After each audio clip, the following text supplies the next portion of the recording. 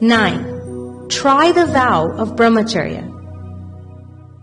I keep warning you to pay attention to this, but to take heed is not easy for you. Yet, by experimenting with brahmacharya, say for 3 to 5 days or for a whole week in a month, you will feel wonderful.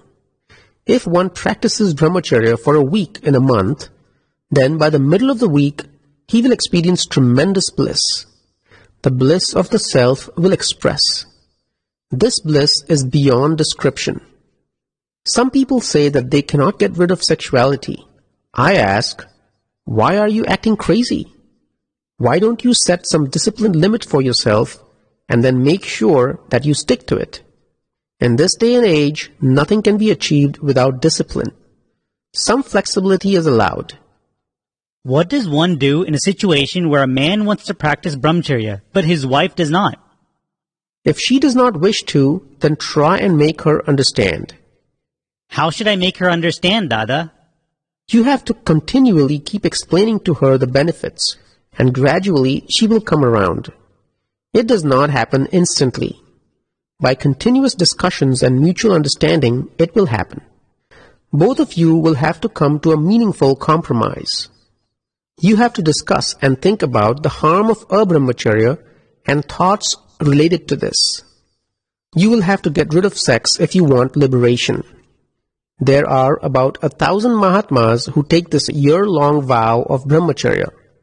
Grant us a year-long vow of brahmacharya, Dada, they say. They come to know all the benefits within a year. Abrahmacharya is indecision. Indecision is not related to the unfolding of karma. I was shocked after talking to 4 to 5 Mahatmas. I told them that this falsehood of sexuality would not do. This is merely indecisiveness or anischay. You will definitely have to get rid of it. Brahmacharya is needed first. You are really a brahmachari by way of being the self. But you cannot have a brahmacharya in worldly interactions. This is a clear conflict. One who does not have any opinions about brahmacharya or a brahmacharya is considered to be in brahmacharya. To constantly remain as the self is my brahmacharya. That does not mean that I do not accept the external brahmacharya of thought, speech, and acts. As you are living a married life, I have to say that there is no problem with a brahmacharya, but your opinion for a brahmacharya must not exist. Your opinion should always be for brahmacharya. A brahmacharya for you is a file that needs to be settled with equanimity. You are not able to experience the bliss of the self because you are still stuck with your old opinions about sexuality and a brahmacharya. Once these opinions leave, you will be able to experience the bliss of the self. The veil of opinion for a brahmacharya obstructs your clear vision and bliss. The opinion must be exclusively that of and for brahmacharya only. What is a vow? A vow is that which continues its experience effortlessly. When is the Mahavrat of brahmacharya attained? When there is not the slightest thought of a brahmacharya and no memory of it. 10. Confession avoids dangers of breakage of vow. The Lord has said that the vow can only be broken if you break it yourself. How can someone else make you break it? Someone else cannot break it. If the vow is broken, once it is taken, then the soul will also leave. Once you have taken the vow, it should not be broken. If you do, you must admit it and say that now you have lost your power and control. 11. Power of conduct. Ideal social conduct means the conduct of the Pudgal, the non-self. This is visible through the eyes. When the real ideal conduct, the total experience of the self arises, one is considered to have become God. At the moment, the self is your darshan, vision. Then it will be your jnana, knowledge. But it will take time to manifest as your conduct, as the experience of the self. Still, this real conduct has begun because this is akram vijnan. But it would be difficult for you to understand this. Dada, what more can we do about ideal worldly conduct? Nothing. What else can you do for the worldly conduct? Staying in the agnyas of the Gnani is the ideal worldly conduct. And if ever brahmacharya were added to this, it would be much better. And only then is it considered the ideal worldly conduct with a bonus. The only key to winning the world is when the subject of sex does not become the object of sex. Sex exists. It is there everywhere. When no element of involvement in sex remains, then the world has been won. The world can be transformed. Others will be transformed by seeing your Sheel. Sheel means total purity in the world, combined with the absolute experience of the self. Otherwise, no one will be transformed. On the contrary, there would be an adverse effect.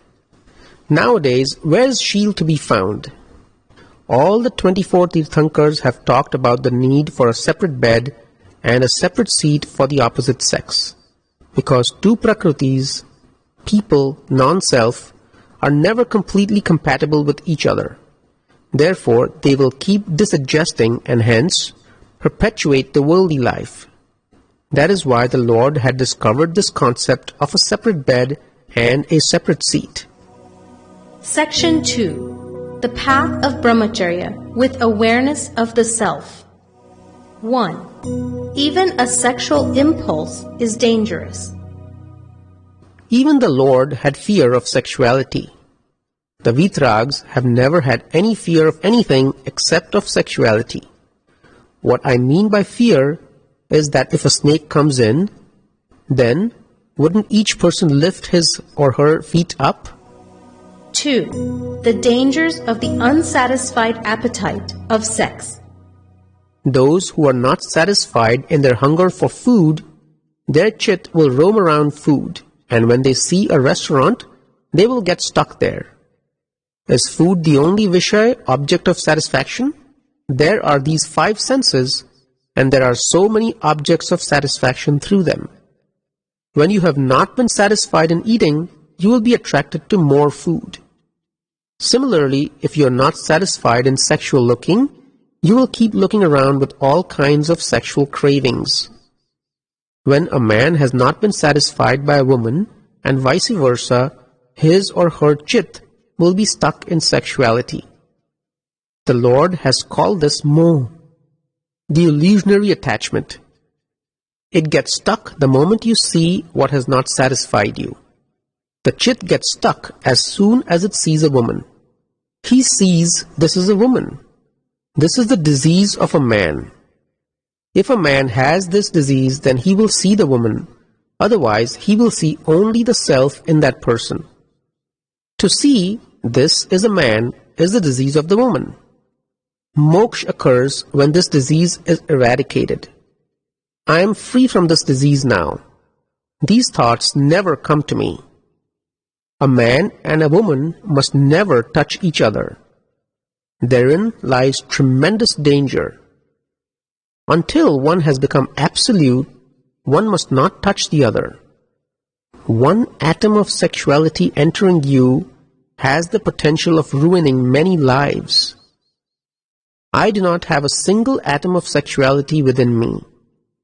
Pratikraman should be done immediately if even one atom gets corrupted. Pratikraman prevents any sexual intent arising in the other person. Ignorance of the self, coupled with the present worldly knowledge, gives rise to attachment and attraction. If you can visualize the entire life of this woman that you are attracted to, you will be free from the attachment and the attraction. If you visualize with understanding what she looked like in the womb, what she looked like when she was born, when she was a little baby, when she becomes very old, when paralysis occurs, and when she is about to be cremated, you do not need to be taught renunciation. People have lost this vision of their worldly reality by what they see today. This is Maya, illusion. 3. Endless claims from the pleasure of Vishay. None of the objects of the 4 senses bother us, but the 5th sense, the sense of touch, involves another living being. this person will lay a claim against you. Therefore, the problem lies only in the sex involving a woman. This is called a living file. If you want to stop any further sexual interaction, she would say that it is not acceptable. She would say, then why did you marry me? Therefore, this living file would make demands. How can you afford any demands? So, you must not have any sexual touch with any living being. Demands begin because no two minds can become one. Except for the sexual interaction, all activities of the body involve only one mind. Therefore, in the rest of things done by a human being, there are no claims or demands. Does one enjoy sex with attachment or with abhorrence? With attraction and attachment, and later, that attachment gives rise to dislike and abhorrence. As a result of this abhorrence that follows in sex, aren't more karma bound, Dada? It binds tremendous animosity and vengeance. In the absence of Jnana, even if the person does not like sex, he binds karma, and if he likes it, then also he binds karma. He would not bind any karma in the presence of Jnana. Therefore, wherever and whichever shop or person your mind gets entangled in, the Shuddhatma, pure soul within that same shop has the capacity to release you. Therefore, you must ask the pure soul within her to free you from the account and entanglement of sex and abrahmacharya.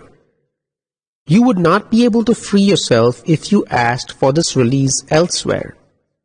Only the pure soul within that person will be able to free you from your sexual account. Sexuality is born out of attraction, and from that occurs repulsion.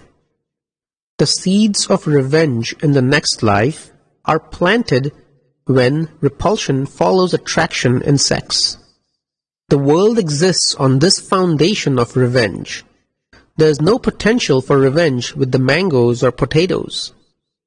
Whatever happiness you have enjoyed from sex, it is all borrowed happiness. It was a loan to you, and a loan means that it has to be paid back.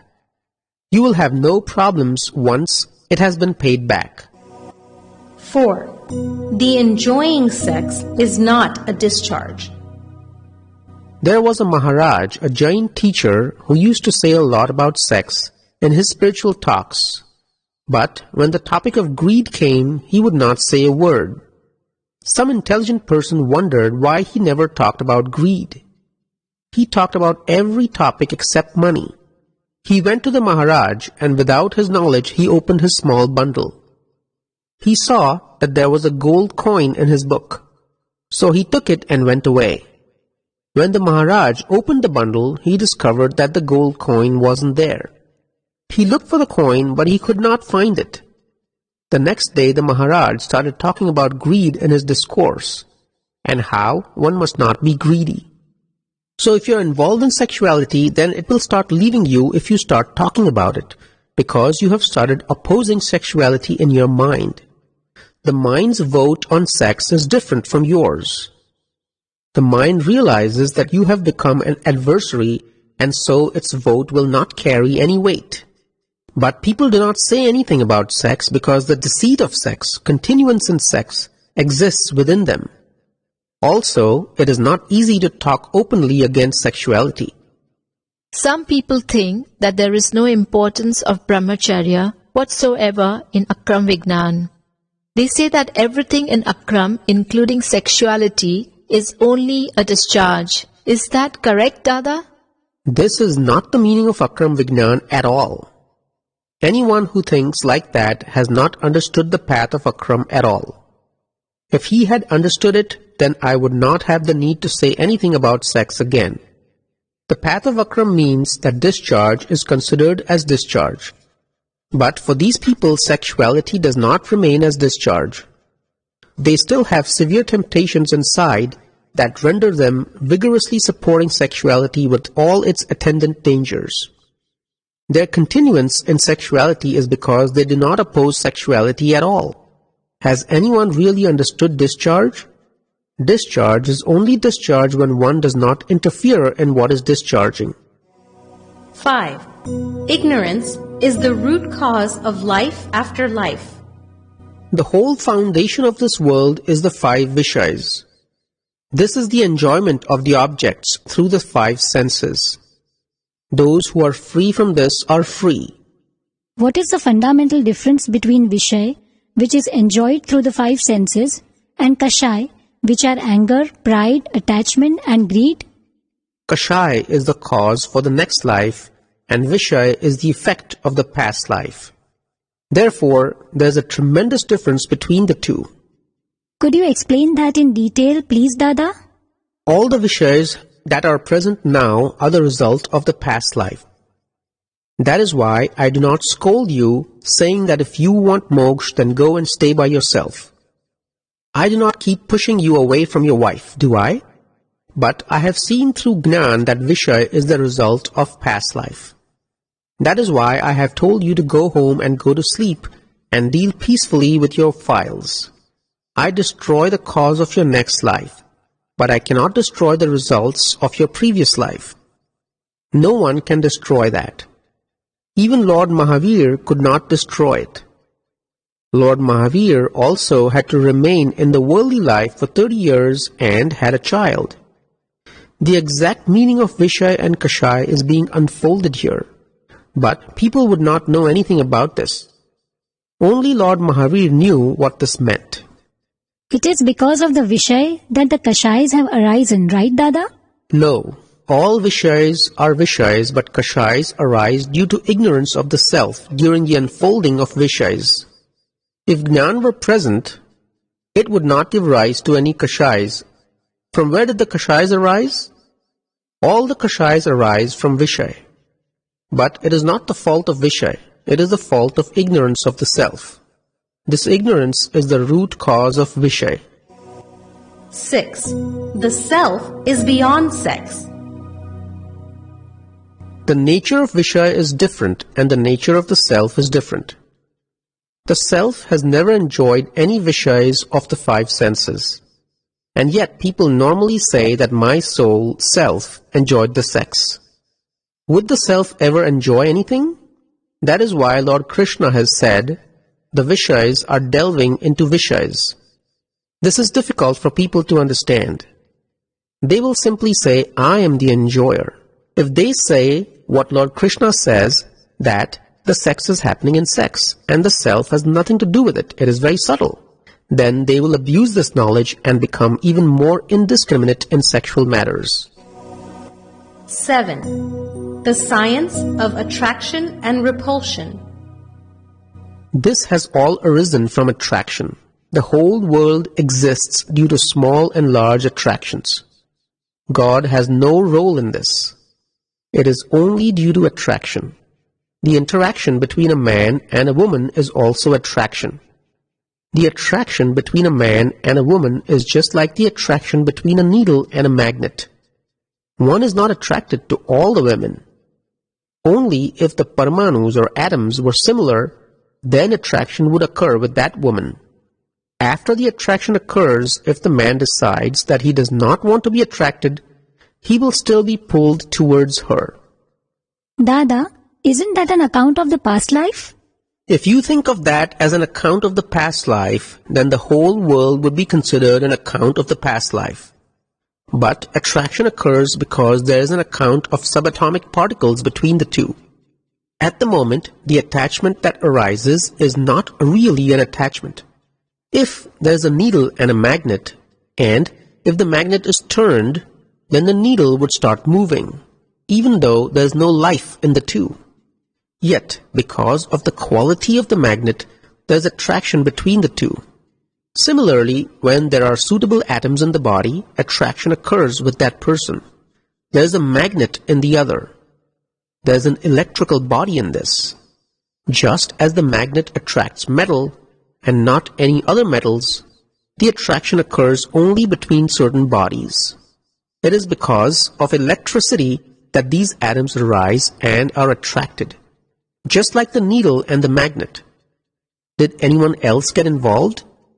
Did we teach the needle to start jumping up and down in the vicinity of a magnet? Therefore, this body is all a science. Everything occurs scientifically. Now, when attraction takes place, one would say, I am attracted. Does the self get attracted or attached? The self is vitrag, eternally unattached. The self is beyond attachment and abhorrence. This is all an illusion, and if this illusion leaves, there is nothing. Dada, is there a need for pratikraman for attraction?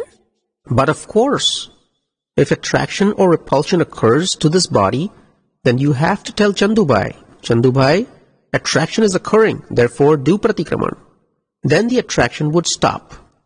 Both attraction and repulsion are the causes for wandering life after life. 8. The Scientific Guide for Brahmacharya. This type of book has never been published in Hindustan. You would not find such a book in Hindustan.